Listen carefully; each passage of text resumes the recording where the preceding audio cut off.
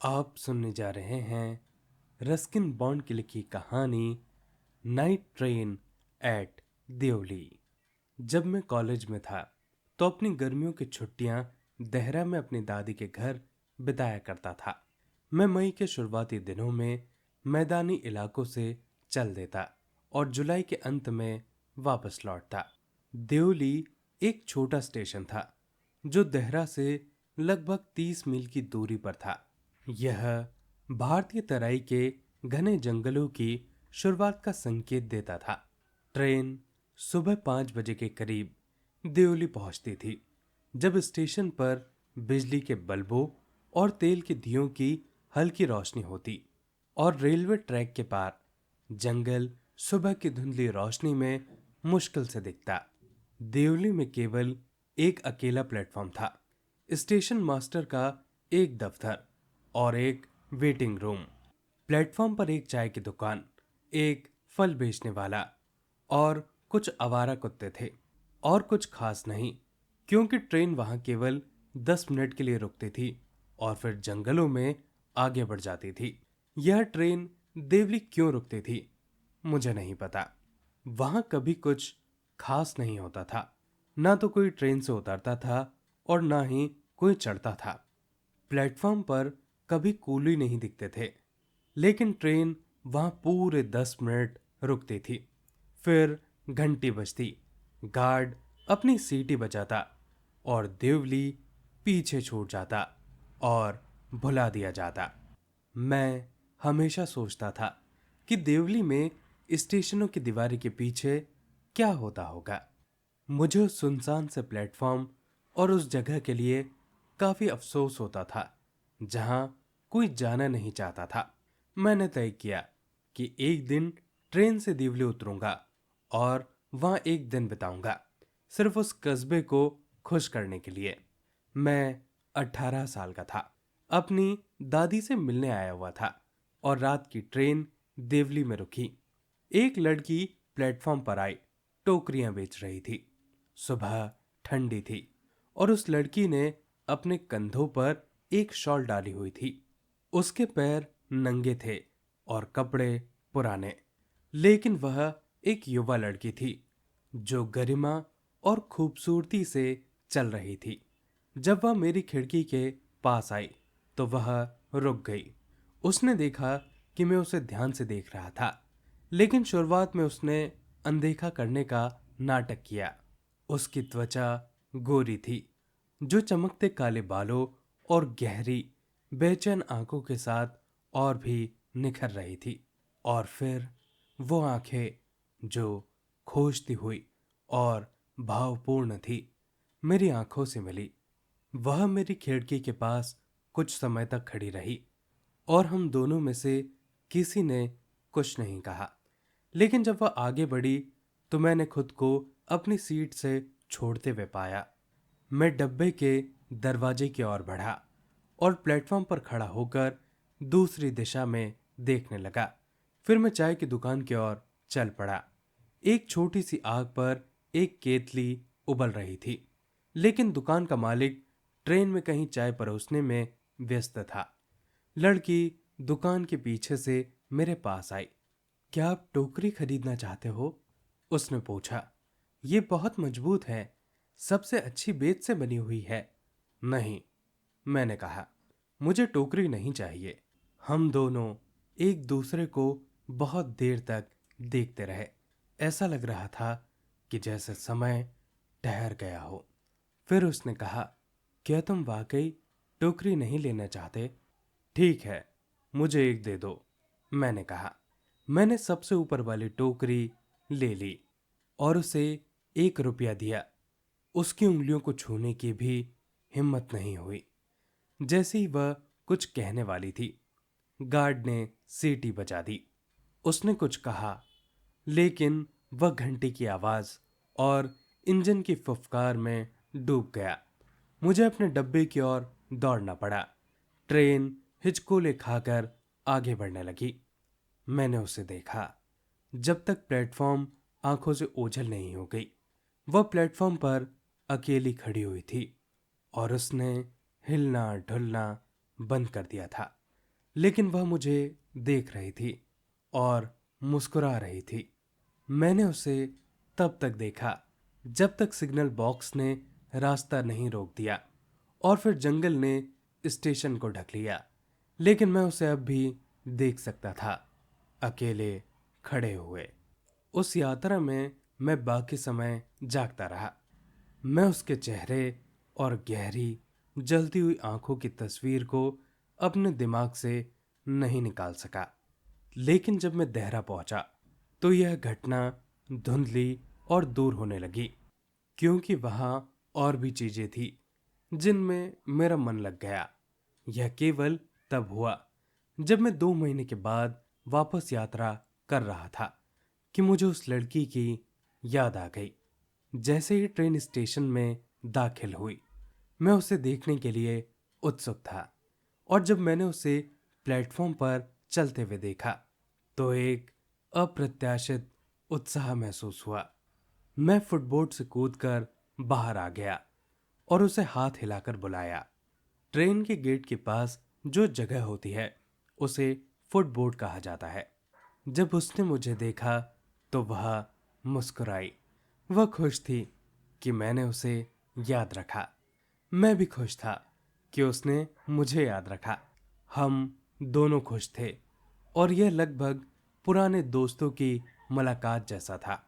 वह ट्रेन के डब्बों के साथ साथ चलते हुए टोकरियां बेचने के लिए नहीं गई, बल्कि सीधा चाय की दुकान पर आ गई। उसकी गहरी आंखें अचानक रोशनी से भर गई। कुछ देर तक हमने कुछ नहीं कहा, लेकिन हमारी खामोशी में भी बहुत कुछ कहा गया। मुझे लगा कि उसे उसी वक्त ट्रेन में बिठा लूं और अपने साथ ले जाऊं। यह ख्याल कि मुझे उस देवली स्टेशन पर उसे छोड़ते हुए देखना पड़ेगा असहनीय था। मैंने उसके हाथ से टोकरियां ली और उन्हें जमीन पर रख दिया। उसने उनमें से एक लेने के लिए हाथ बढ़ाया, लेकिन मैंने उसका हाथ पकड़ लिया। मुझे दिल्ली जाना है, मैंने कहा। उसने सिर हिलाया। मुझे कहीं नहीं जाना है। गार्ड ने ट्रेन चलने के लिए सीटी बजाई और मुझे गार्ड से उस वक्त घृणा हुई। मैं फिर आऊंगा, मैंने कहा। क्या तुम यहां होगी? उसने फिर से सिर हिलाया। जैसे ही उसने सिर हिलाया, घंटी बजी और ट्रेन धीरे धीरे आगे बढ़ने लगी। मुझे उसका हाथ छोड़ना पड़ा और चलती ट्रेन के लिए दौड़ना पड़ा। इस बार मैं उसे नहीं भूला।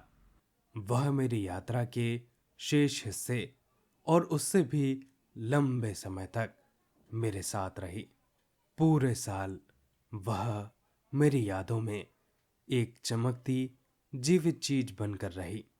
और जब कॉलेज का सत्र खत्म हुआ तो मैंने जल्दी जल्दी अपना सामान बांधा और हमेशा की तुलना में जल्दी देहरा जाने के लिए रवाना हो गया। मेरी दादी मेरी उत्सुकता देखकर खुश होती। जैसे जैसे ट्रेन देवली स्टेशन के करीब पहुंची, मैं घबराहट और बेचैनी महसूस कर रहा था, क्योंकि मैं सोच रहा था कि उस लड़की से क्या कहूंगा और क्या करूंगा। मैंने ठान लिया था कि इस बार मैं उसके सामने असहाय नहीं खड़ा रहूंगा, न कुछ कहने में और ना ही अपनी भावनाओं को व्यक्त करने में। ट्रेन देवली पहुंची और मैंने प्लेटफॉर्म पर इधर उधर देखा, लेकिन लड़की कहीं नहीं दिखी। मैंने दरवाजा खोला और फुटबोर्ड से नीचे उतर गया। मुझे गहरी निराशा हुई और एक अनहोनी की भावना ने मुझे घेर लिया। मुझे लगा कि मुझे कुछ करना चाहिए, इसलिए मैं स्टेशन मास्टर के पास दौड़ा और कहा, क्या आप उस लड़की को जानते हैं जो यहाँ पर टोकरियां बेचा करती थी? नहीं, मैं नहीं जानता, स्टेशन मास्टर ने कहा। और अगर तुम पीछे नहीं छूटना चाहते हो तो बेहतर होगा कि तुम ट्रेन में चढ़ जाओ। लेकिन मैं प्लेटफॉर्म पर इधर उधर टहलता रहा और रेलिंग के पार स्टेशन गार्ड की ओर देखता रहा। वहां मुझे केवल एक आम का पेड़ और एक धूल भरी सड़क दिखाई दी जो जंगल की ओर जाती थी। वह सड़क कहाँ जाती थी? ट्रेन स्टेशन से चलने लगी और मुझे प्लेटफॉर्म पर दौड़ना पड़ा और मुझे अपने डब्बे के दरवाजे पर छलांग लगानी पड़ी। फिर जैसे जैसे ट्रेन ने गति पकड़ी और जंगलों से होकर गुजरी, मैं खिड़की के सामने बैठकर सोच में डूब गया। मैं उस लड़की को कैसे खोज सकता था जिसे मैंने केवल 2 बार देखा था, जिसने मुझसे मुश्किल से बात की थी, जिसके बारे में मुझे कुछ भी, बिल्कुल कुछ भी पता नहीं था, लेकिन जिसके लिए मैं ऐसी कोमलता और जिम्मेदारी महसूस करता था जिसे मैंने पहले कभी महसूस नहीं की थी। मेरी दादी मेरी यात्रा से खुश नहीं हुई क्योंकि मैं उनके पास केवल 2 सप्ताह के लिए ही रुका। मुझे बेचैनी और असहजता महसूस हो रही थी, इसलिए मैं ट्रेन लेकर मैदानी इलाकों में लौट आया, इस इरादे से कि देवली के स्टेशन मास्टर से और सवाल पूछूं। लेकिन देवली में एक नया स्टेशन मास्टर था। पिछले स्टेशन मास्टर का तबादला पिछले हफ्ते ही किसी और जगह हो गया था। नए स्टेशन मास्टर को टोकरी बेचने वाली लड़की के बारे में कुछ नहीं पता था। मैंने चाय की दुकान के मालिक से पूछा, जो एक छोटा झुर्रीदार आदमी था और चिकने कपड़े पहने हुए था, कि क्या वह उस लड़की के बारे में कुछ जानता है। हाँ, यहाँ एक लड़की थी, मुझे अच्छी तरह याद है, उसने कहा, लेकिन अब उसने आना बंद कर दिया है। क्यों? मैंने पूछा। उसके साथ क्या हुआ? मुझे क्या पता, उसने कहा, वह मेरे लिए कुछ भी नहीं थी। और मुझे एक बार फिर से ट्रेन के लिए दौड़ना पड़ा। जब दिवली का प्लेटफॉर्म मेरी नज़रों से ओझल हो गया तो मैंने फैसला किया कि एक दिन मुझे वहां रुकना होगा, उस कस्बे में एक दिन बिताना होगा, पूछताछ करनी होगी और उस लड़की को खोजना होगा जिसने सिर्फ अपनी गहरी अधीर आंखों की एक नज़र से मेरा दिल चुरा लिया था। इसी सोच के साथ मैंने अपने कॉलेज के आखिरी सत्र को किसी तरह सांत्वना देकर पूरा किया। गर्मियों में मैं एक बार फिर देहरा गया और जब सुबह के शुरुआती घंटों में रात की ट्रेन देवली स्टेशन पर पहुंची तो मैंने प्लेटफॉर्म पर लड़की की तलाश में इधर उधर देखा। मुझे पता था कि वह नहीं मिलेगी, लेकिन फिर भी उम्मीद कर रहा था। किसी तरह मैं खुद को देवली में रुकने और वहां एक दिन बिताने के लिए तैयार नहीं कर पाया। अगर यह सब कोई कहानी या फिल्म होती, मैंने सोचा, तो मैं वहां उतरकर इस रहस्य को सुलझा लेता और पूरे किस्से का एक उपयुक्त अंत कर देता। मुझे लगता है मैं ऐसा करने से डरता था। मुझे डर था कि कहीं मैं यह जान न लूं कि उस लड़की के साथ वास्तव में क्या हुआ है। शायद वह अब देवली में नहीं थी, शायद उसकी शादी हो गई थी, या शायद वह बीमार पड़ गई थी। पिछले कुछ वर्षों में मैं कई बार देवली से गुजरा और हमेशा डिब्बे की खिड़की से बाहर देखता हूँ, आधी उम्मीद में कि कहीं वही अनछुआ चेहरा मेरी ओर देखकर मुस्कुरा रहा होगा। मैं अक्सर सोचता हूँ कि देवली में स्टेशन की दीवारों के पीछे क्या होता होगा, लेकिन मैं कभी अपनी यात्रा वहां नहीं रोकता। शायद ऐसा करने से मेरा यह खेल खराब हो जाए। मुझे उम्मीद है और सपने देखने की, और मुझे खिड़की से उस सुनसान प्लेटफॉर्म को देखते रहने में ही सुख मिलता है, उस लड़की के इंतजार में जो टोकरियां बेचती थी।